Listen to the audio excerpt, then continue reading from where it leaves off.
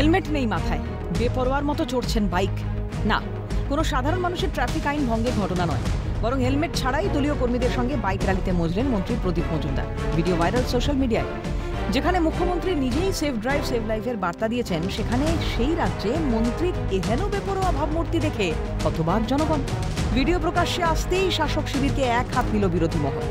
দাবি, একজন cabinet minister কিভাবে আইন ভেঙে দলীয় কর্মসূচিতে অংশ নিলেন?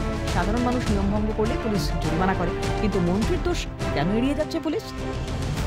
এই প্রদীপবাবুকে কি পুলিশ গ্রেপ্তার করবে? প্রদীপবাবুকে কি হেলমেটের ফাইন ধরবেন?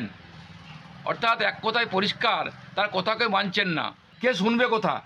তাই এই সরকারটা পাগলের সরকার, উন্মাদের সরকার। তিনি যা বলেন কেউ শোনেন না, আর রুটে বুটে খাওয়ার চেষ্টা। তাই বলে কি হবে?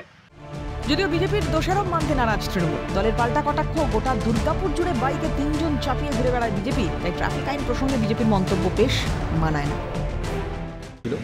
মন্ত্রীমশাই কাউকে হেলমেটটা ধরতে দিয়েছিলেন, এক জায়গায় দাঁড়িয়েছিলেন, তারপরে উনি হয়তো ভুলবশত এটা করেছেন, কিন্তু বিজেপির মুখে মানায় না। বিজেপি তো আইন শৃঙ্খলার বাইরে। জয় শ্রীরাম বলে পরে 3 জন লোড নিয়ে হেলমেট ছাড়া ঘুরে বেড়ায়।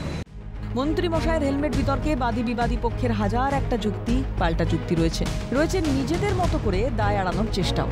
কিন্তু দুপক্ষের সাজানো যুক্তির মাঝে ব্রাত্য সতর্কতার বিষয়টা। যারা জনগণকে আইন শেখান, তারাই যদি আইন ভাঙেন, জনতা যাবে কোথায়? রাজেশ সেনগুপ্তের রিপোর্ট, ক্যালকাটা নিউজ।